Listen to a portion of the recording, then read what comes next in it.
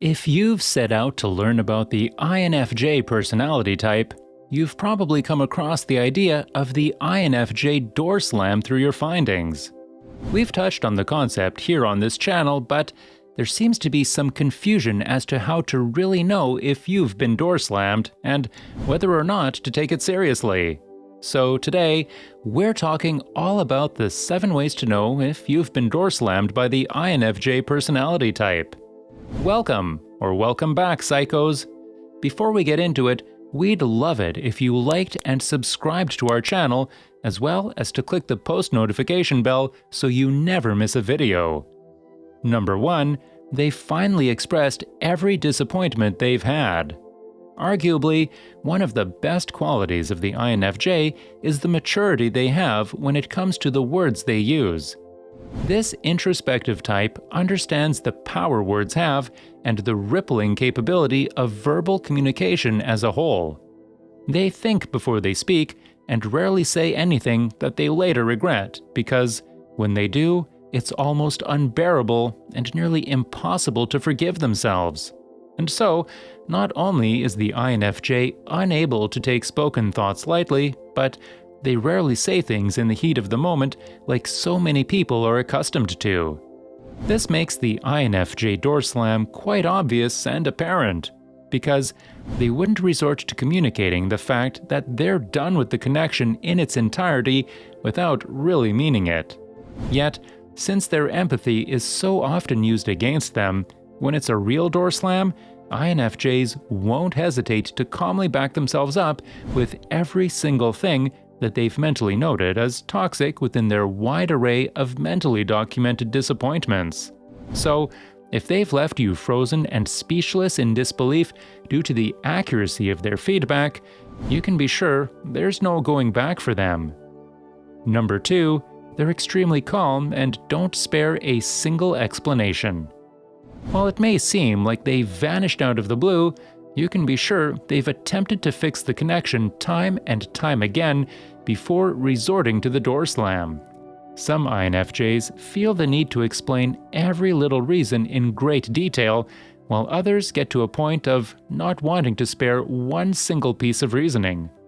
When this type of door slam is in place, the INFJ can't fathom spending any more time convincing or assuring themselves that this is the right move to make, and so they leave nothing up for discussion. Well, in reality, they don't really leave anything up for discussion whether they're communicating their disappointments or not, but when the INFJ feels as if the other person is a lost cause, they won't take the time to give them that parting reflection. This may seem like an extremely cold approach, but you can be sure that they spare these particularly savage door slams for the exceptionally abusive and manipulative connections. So, if that's you, congratulations! You've made it to the INFJ's Never Again book of lessons. Number 3, they get annoyed by inside jokes and past memories. In the perfect door-slamming world, once the INFJ is done, they're absolutely done. No ifs, ands, or buts. However, sometimes certain circumstances don't allow the INFJ the clear-cut, no-contact rule they want out of a door slam. Whether it's a workplace connection or even a co-parenting situation, if the INFJ must remain in contact with this opposing opponent, they mean business. They no longer want any emotional discussions, reminiscing memories, or deep conversations with that person, especially at the beginning. This isn't because the INFJ is afraid they may change their mind or reconsider, but because they are taking the appropriate measures to entirely forget that person as best they can. They want to sever that energetic tie that once drained them of all their mental and emotional mojo, leaving past memories as nothing but lessons learned in their eyes. Number 4, you've done them dirty. One sure way to know if an INFJ is in fact door slamming you is to self-reflect.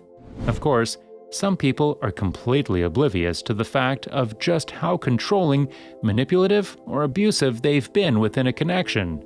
But for the people that can see it, you better believe that the INFJ has finally reached their breaking point. The thing is, INFJs want to communicate in a calm and collected manner, but some people take this emotional maturity as nothing but passive games. Some people can't take the INFJ seriously because they don't get revved up and offensive when they feel threatened.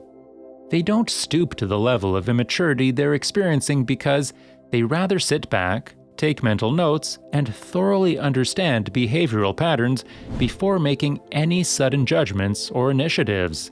Yet, once they've observed and organized every last piece of this behavioral puzzle, they'll make sound judgments and act accordingly. Number 5. They've moved on rather quickly. While it may seem obvious, once the INFJ has moved on, you can be sure there's a 99% chance they're never going back. In fact, compared to most personality types and in spite of their sympathetic nature, the INFJ is able to move on considerably quickly from the time they actually take the plunge to door slam. Well, at least it seems that way from the outside looking in. In reality, the day the INFJ considered the door slam approach is the day they began considering alternative futures, including the possibility of being with someone else entirely.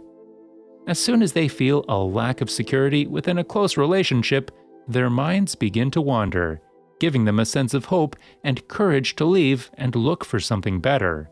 Yet, it's not for the means of filling a void, as INFJs would never sign up for something they wouldn't consider being long-term.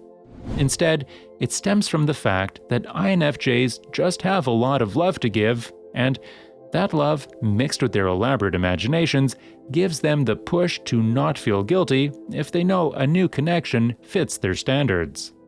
Number 6. You lose access to the INFJ you once knew. Loving, sympathetic, and always there for the people they love, INFJs show up to relationships with the intention of giving their all. However, once an INFJ is sure that the connection no longer serves their highest good, don't expect any of the perks you once experienced with this personality type.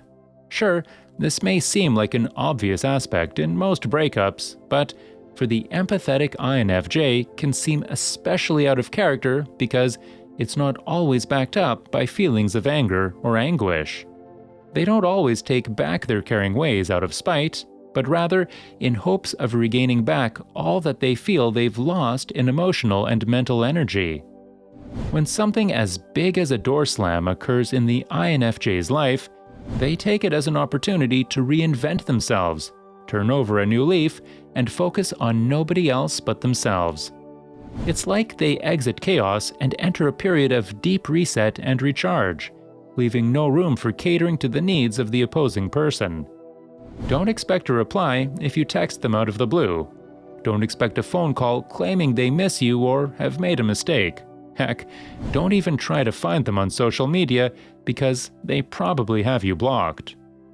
Number 7. They were taking subtle steps away before the door slam occurred. Like we mentioned, the infamous door slam is never as spontaneous as it may seem to the other person. After exhausting all of their options with no avail, INFJs will be left contemplating for weeks, months, and even years on end, knowing there is no other approach than to step away entirely. Although it may seem easy, this is an incredibly heartbreaking realization for the INFJ who never wants to give up on their ability to help another person. Yet, slowly but surely, they'll begin the process, sometimes without even realizing it. It's as if their subconscious reaches the conclusion before their conscious reasoning, and so, when the time comes, they begin to realize that they've been taking the appropriate measures for some time. Simple things like forgetting the quirks they used to admire about the individual, forgetting things like their favorite foods, or the little things like how they like their eggs cooked. They check out slowly, day by day, until they are nothing but a stranger. Well, that's it for today, psychos. Before you go, let us know in the comments below whether or not you've been the door slammer or the door slammee of an INFJ connection, and if you recognize these 7 signs. Also, make sure to leave us a like, share with your friends, And also, subscribe to our channel so that you never miss a video.